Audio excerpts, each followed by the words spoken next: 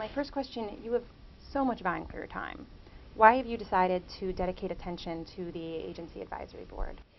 Well, obviously the digital space is a critical space for us, and one of the things that has been clear for quite a long time is that as long as the ad standards remain what they are right now, creativity is pretty much limited, and the Rising Stars Initiative is, one of the things that the IAB has done to try and bring creativity into the digital space in a more powerful way. And the IAB is, without their involvement, we're never going to do it. And on top of that, frankly, we love Randy, and he does a great job of giving us a forum where a bunch of people that are coming at the space from a lot of different angles can get together and have a great conversation. So there was big news about the Rising Stars today, which you were a part of.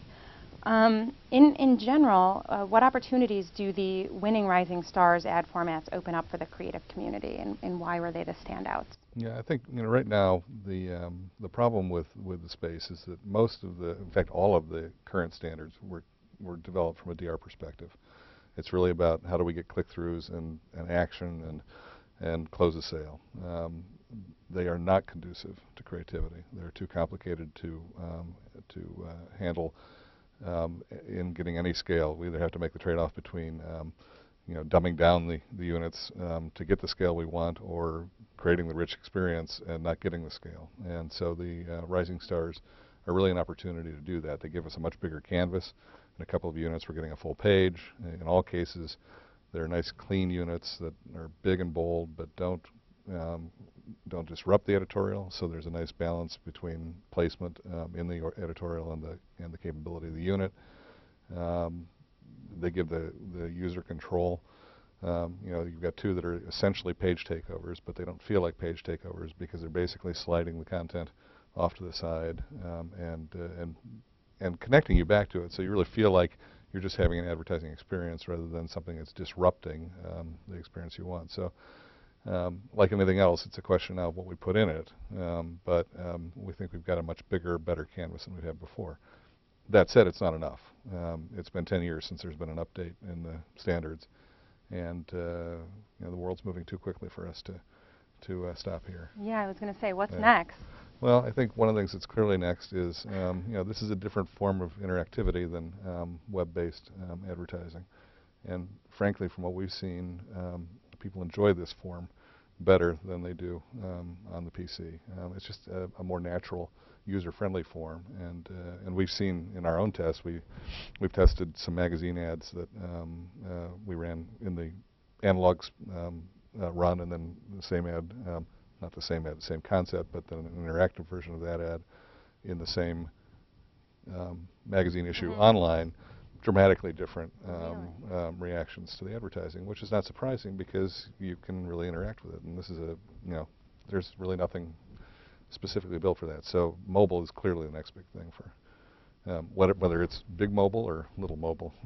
It's clearly going to be important in the next year. Yeah, that's what it sounds like. People have been very much emphasizing mobile for the last 2 days. Yeah. Well, it's hard not to now that there are more smartphones than there are PCs being sold. I know. I mean, that's a major sea change.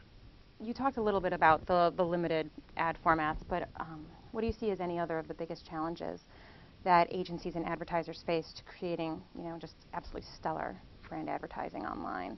And what would then need to happen to overcome that? Yeah, I think it really fundamentally does come down to an issue of scale, because it's very expensive right now to create a great brand experience, and ultimately, because of the lack of standards that support that kind of experience, you're building it for a limited number of sites and a limited number of places where you can reach people.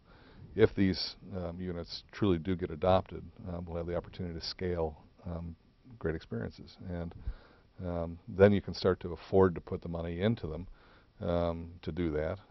And I think, particularly with some of the units, we'll see a shift from a true, we've basically with banners gotten to the point where we say right now a banner is pretty much about the transactional needs of a brand, and we're not even thinking about it from brand terms. We're using our own, we're using earned or owned media to bring the brand experience to life. But I think this opens up the opportunity for real brand advertising at a scaled level. What's a digital marketing campaign or execution you've seen that's impacted you emotionally? It can be happy or sad. There are plenty of integrated campaigns that have been effective, but I've literally only seen one digital campaign. And I know that sounds goofy because we produce thousands of banners every year. And it's nothing against McKinney's banners, but the nature of the environment is that unless you are looking to transact, it's very easy to miss them. I mean, you look at the click-through rates for the average banner, that's some indication. Now, somebody's actually seeing them, somebody's actually interacting with them, but that low level suggests that they aren't particularly effective in doing things, and none of them are, frankly, emotional. Right? So the only campaign that I have seen online is the Mac PC work that was a translation of the TV campaign. And it was a brilliant use of an idea that traveled well as using multiple units to, create more of an experience than just a banner ad. Yeah, I remember that. That was a phenomenal campaign. Yeah. So about McKinney, Ad Age has called you uniquely suited to thrive in a digital world. What qualities make your agency uniquely suited? Well, I think the reason that was said about us was that we took some early steps that many agencies still haven't taken. And in fact, I think I've never been able to find another agency that as early as we did put digital directly into the existing business units. We really believed that it was important to not have a separate digital operation or a separate digital division, because we fundamentally believe that just as TV changed the way advertising just changed the entire industry in a 4 or 5 year period in the late 40s and early 50s, that the web was going to do absolutely the same thing. And if you didn't take the people that were already in the agency and teach them how to use this new tool, that they'd remain balkanized and we'd continue to produce campaigns that were TV-centric. And we really believe that if we could bring in digital experts and put them in the same place with our offline staff, that we would, over time, be able to create conversational experts, people who could think laterally, who wouldn't necessarily start their ideas from a TV thing. It could be that the idea was all about a web experience and other things were about getting you to that experience. And that was a critical distinction, a critical decision. We also were one of the early pioneers of connection planning. And the whole point there was to figure out what does the conversation look like and where do we need to be, who do we need to intersect when, how, and where to get the right jobs done, but to have that in our heads before we started the creative process. So again, it wasn't about a brand experience might not necessarily be the outcome of that conversation. It might be that I need to change a particular set of beliefs or create a certain kind of action, but I'm heading everything toward making that happen before I begin the process. And then the third thing we did was put our media people and our creative people together. We don't do broadcast buying at McKinney because we really don't think that we can offer an advantage there.